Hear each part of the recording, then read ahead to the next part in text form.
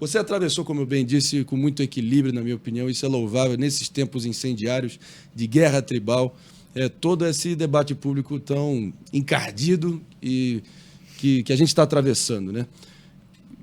Obviamente, comandando ali os trabalhos no Morning Show, na Jovem Pan, também agora mais recentemente no Tá Na Roda, o 3 em 1 por um tempo.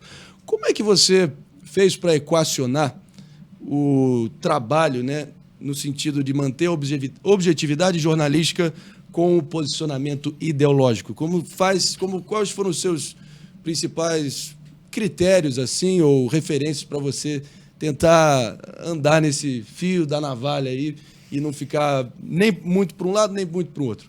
Olha, Marinho, não foi, né? Um trabalho assim hercúleo de você tentar de todas as formas equilibrar visões distintas, né? Num país extremamente polarizado como o nosso, isso é um negócio que, para você colocar em prática, você precisa ter uma coisa chamada paciência, né? E eu passei por várias etapas e fases para chegar onde eu cheguei nessa questão de mediação, né? A primeira fase de você entender que ninguém tem a solução para o Brasil até agora.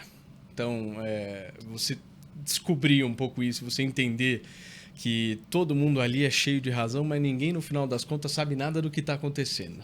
Pura verdade. Pura verdade. Essa é a verdade.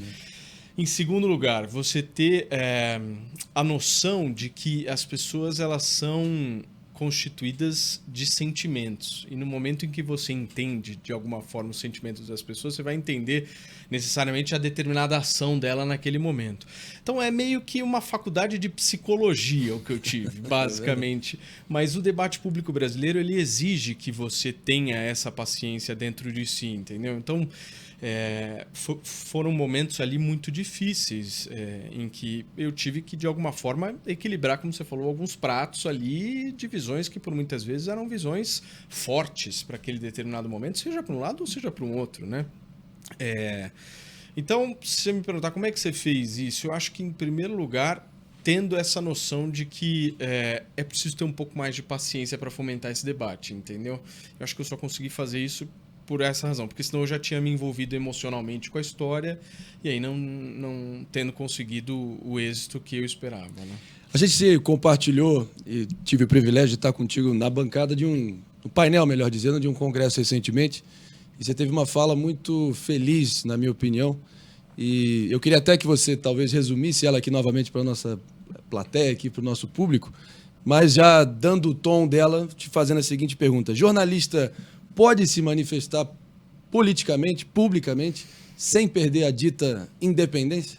Eu acho que essa fala que você está mencionando foi uma fala que eu fiz no sentido de comparar o que é imparcialidade com o que é independência. E, para mim, essas duas questões elas são completamente diferentes. Às vezes as pessoas na rua chegam para mim e falam assim: Paulo, eu adoro o jeito imparcial seu. Você é muito imparcial. Eu fui entender o seguinte, eu falei, olha, por que essa pessoa está falando que eu sou imparcial? Porque não existe uma pessoa imparcial. Todos nós somos parciais. Nós temos o nosso jeito de se vestir, o jeito de olhar, o jeito de pensar, a nossa formação. Isso tudo cria uma parcialidade do ser humano. Aí comecei a olhar aquilo, falei, caramba, mas por que essa pessoa está falando que eu sou imparcial? Se eu não sou imparcial, eu sou independente, sou democrático, gosto de ouvir as pessoas, mas eu tenho a minha posição, tenho os meus pensamentos. Aí teve um dia que eu estava na rua e uma senhora chegou para mim e falou assim, na época que eu apresentava o 3 em 1, que é aquele programa da tarde, uma senhora chegou para mim e falou assim, eu adoro o programa que você apresenta. Eu falei, mas por quê? Aí ela chegou para mim e falou assim, porque tem um rapaz gordinho que é super imparcial e eu gosto do jeito dele ser imparcial. Eu falei, mas rapaz gordinho, de quem que a senhora tá falando? Daquele Constantino.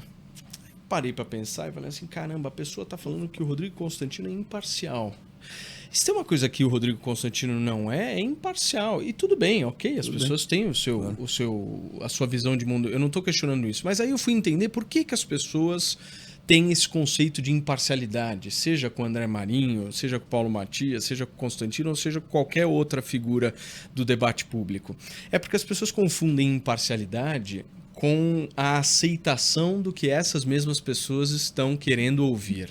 Ou seja, imparcial é aquele que fala a minha língua, Então esse cara é imparcial. E na realidade esse cara não é imparcial. Ele está falando aquilo que você concorda.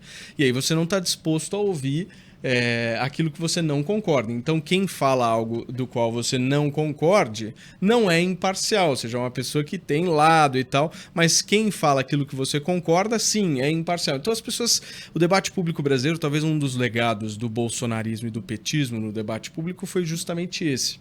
De fazer com que as pessoas ficassem amarradas, presas e sem capacidade de pensar, sem capacidade de querer debater, sem capacidade... O rótulo é sempre o mais fácil possível, então eliminavam qualquer tipo de debate. Então, quando eu nesse congresso eu me referi da questão da imparcialidade, eu me referi exatamente nisso. E o que eu acredito como jornalismo não é um jornalismo que seja imparcial, mas é um jornalismo que seja independente. Porque o jornalismo imparcial, por muitas vezes, a gente já viu vários discursos, inclusive em vários veículos de comunicação, dizendo, olha, nós aqui somos imparciais. E no final das contas, a imparcialidade hoje no Brasil nada mais é do que uma parcialidade travestida e fofa. As pessoas têm os seus pensamentos, as pessoas pensam, e eu não vejo problema nisso. Se você ligar a uma determinada emissora de comunicação, você vai ver uma linha editorial completamente a favor do governo. Ok, faz parte de uma democracia. Da mesma forma que você vai ver uma outra emissora de comunicação com uma linha um pouco mais oposicionista ao governo. Tudo bem, faz parte da democracia. Agora, qual é o meu incômodo? O meu incômodo é com aqueles que são parciais, que dizem ser imparciais. Esses me incomodam. Verdadeiramente, Marinho, porque eu acho isso uma desonestidade intelectual, entendeu? É muito mais fácil você dizer, olha, eu tenho aqui a minha posição, mas eu sou independente, eu não dependo disso, eu quero fazer um jornalismo que seja absolutamente independente, mas eu tenho aqui a minha posição, essas aqui são as minhas crenças, isso aqui é o que eu penso. Vou te citar rapidamente um exemplo que me traduz muito isso. Essa guerra entre Israel e o grupo terrorista Hamas. Nesse caso, você tem que ter uma clareza de que não pode existir imparcialidade nesse conflito.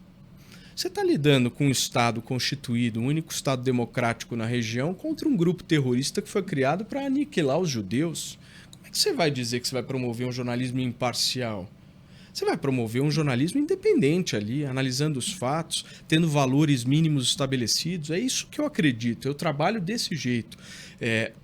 A gente precisa ser honesto com as pessoas que nos assistem todos os dias e assim estabelecer limites. Não dá para você não classificar o Hamas como um grupo terrorista, não dá para você querer nivelar os dois com uma mesma régua dizendo que, olha, os soldados do Hamas, esses dias eu ouvi os soldados do Hamas, falei, que soldado, meu irmão? Do que você está falando? É terrorista. A resistência, né? Então assim, aí você vai me dizer, nossa, mas o Paulo é muito imparcial de falar isso, né? Não, é posição. São valores. As pessoas querem ver pessoas, eu acho, pelo menos é o que eu acredito, querem ver pessoas com valores, com uma posição muito clara, muito definida. E é isso que eu defendo, cara.